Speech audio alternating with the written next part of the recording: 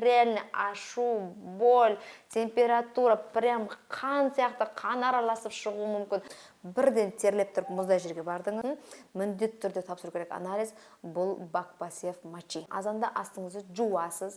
Жуғаннан кейін қынапқан андай тампон немесе мақтаны қойып қоясыз. Және емдер мануал ішуіңізге болады. Бір порошогын түнде ұйықтар кезде ішесіз. Оны ішкеннен кейін 2 сағатқа дейін минимум, максималды таңға дейін кіші дәріске бармай шыдауыңыз керек. Сонымен қатар екіншісі бұл фураданин. 2 таблетканы күніне 3 рет ішуіңізге де болады. Камфорный масло жағуыңызға болады. Ассаламу алейкум рахматуллахи баракатух. Бүгінгі қыздағар біздің тақырып цистит. Да, кәдімгі бүкіл қыздар кімде болды? Менің ойымша ең жыныңыз келетін, ең прям әйелдің мазасын алатын, прям страшный ауру бұл цистит шығар. Лично мен үшін сондай. Неге? Жалпы бұның қандай қиындығы бар. Вообще-то циститпен кім ауырып көрмеген, вообще сіздер бақыттысыздар негізінде денсаулықтарыңыз бойынша. Вот кім ауырып көрген, бұлар уже біледі оның қандай қиын екенін да. Неге? То шығара алмайсың, то іште сақтап тұра алмайсың да. Амал жоқ, оны шығару керек болады. Шығарсаң нереально ашу, боль, температура, прям қан сияқты қан араласып шығуы мүмкін. Ананы ішін тамшылатып жіберген өзіне. И то қайта жүгіре бересің. Тағы да толтырып, бірақ жүгіріп жете алмайсың туалетке. Жетсең кішкентай тамшылап шығады да. Вот неприятный осындай клинический бізде көріністері бар, клиникалық көрінісі өте қиын негізінде. Міне, сізде болды ма осындай нәрсе? Онда, пожалуйста, өзіңіздің қалай ем алдыңыз, қалай кетірдіңіз, әлде хронический түріне асқындырдыңыз ба, сол туралы жаза кетіңіз. Басқа қыздар, сіздерден лайк күтемін әрдайым, себебі менің көңіл күйімді мощный, күшті қылу үшін, маған энергия берулеріңіз үшін, маған күш, қуат берулеріңіз үшін, себебі менің желанием сіздердің осы лайктарыңыздан кейін вау болады. Точно, мен де видео түсейін деген. Неге? Себебі, значит, мен біреуге керек екем. Менің ақпаратым біреуге керек екен, біреу мені тыңдайды екен нәрсе болады да. Когда сіз спокойно отыра бересің, тыңдап алып, үндемей кетіп қаласыз, осыны айтамын, ешкім керек емес па, не үшін түсемін онда видеоны? Зачем маған түсіп деген сияқты нәрсе менде пайда болады. Түсінікті ғой? Сол себептен міндетті түрде сізге керек болады. Ендеше, жоғарыдағы уведомлениені басып, уведомление қойып қойыңыз. Бірінші видеомды постоянно сізді көру үшін.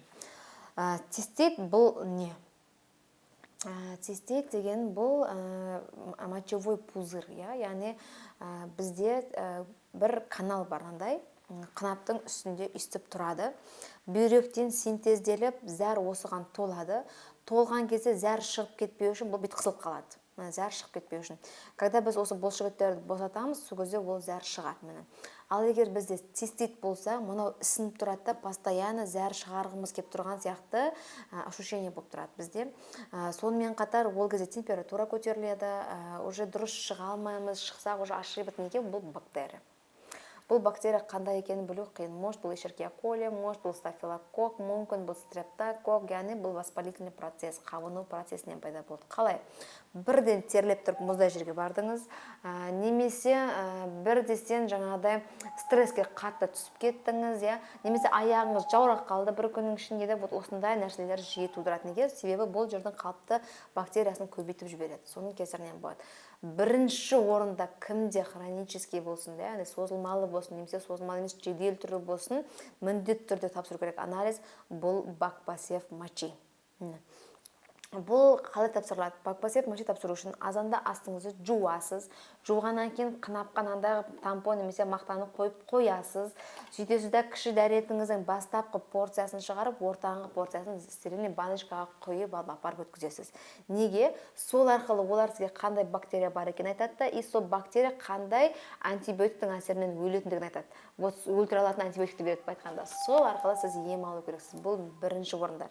Ал оған дейін анализ тапсырып болғаннан кейін сізге уақытша тапсыруға болатын емдер мануал ішуіңізге болады. Бір порошогын түнде ұйықтар кезде ішесіз. Оны ішкеннен кейін 2 сағатқа дейін минимум, максималды таңға дейін кіші дәріске бармай шыдауыңыз керек. Сонымен қатар екіншісі бұл фураданин. 2 таблетканы күніне 3 рет ішуіңізге де болады. Камфорный масло жағуыңызға болады. Ол жерге ыстық қылып, үй жағдайында жаңағыдай баклажка немесе басқа да ыдыстарға қойып, ыстық қылып, қуыққа былай басуыңызға болады. Ромашканы қайнатып, соның суын қойып қойып, соны жаңа демге қойып отыруыңызға да болады, бірақ астыңыз кеп қалмасын. Осындай нәрселер арқылы үй жағдайында емдеу керек боласыз, чтобы ашу, нереально ашуды басуыңыз үшін. Ал ары қарай конкретно сіз ем алмасаңыз, ол созылмалы түрге ауысқанатын болса, онда сізде не болады? Постоянно жылына 2 рет емделіп отырасыз. сәл түскіресіз ем аласыз, сәл погода өзгереді ем аласыз, осындай түрге асқынып кетеді. Ал ол ары қарай не болады, кіші дәретті ұстай алмауға келеді. Байқасаңыздар, үлкен апалар, даже үлкен емес, 60-тан кейінгі әйелдерде көбінесе түнгі уақытта жіберіп қойып, даже төсегіне жіберіп қойып, постоянно прокладка, оның сыртынан пленка қойып қойып сөйтіп жүреді. Неге? Себебі осы нәрсені бұлар пропуск етіп алғандар.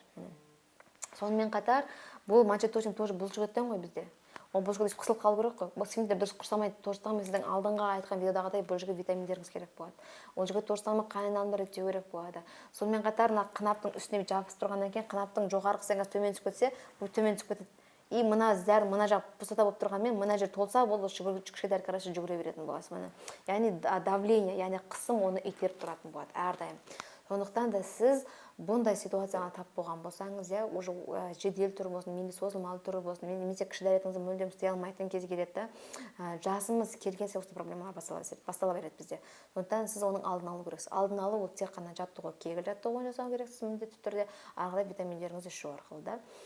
Ендеше мысал ретінде тағы айтайық, бізге босанған әйел. Біз мынандай қылып кеңейіп босандық. Босанғаннан кейін сіз байқаңызшы, кемінде 3 сағатқа дейін кіші дәретке баратыныңызды сезбейсіз. Вроде барыңыз деп тұрғанша бармай жүре бересіз. Если одан ұзақ жүріп қойсаңыз, бітті сізде температура шығады. Ал өзіңізде қалау деген нәрсе болмайды. Көбінесе осы ситуация бізде 3 сағатта біту керек болса, кейбір әйелдерде олар бір күн, кейбіреулерде бір апта, кейбіреулерде вообще кетпей қалады. Олар вообще сезбей қалады, сол күйі қалып кетеді міне. Сондықтан осындай состояниеға, яғни осындай жағдайға сіз тап болмау керексіз. Ол үшін алдын ала емін алу керексіз, алдын ала сақтану керексіз. Мен айтқан витаминдерді іше отырып, кегіл жаттығуын жасауыңыз керек. Түсінікті ме? Себебі ең опасный диагноз, біз үшін ең дискомфорт әкелетін диагноз бізде осы хронический цист дейді, өкінішке орай.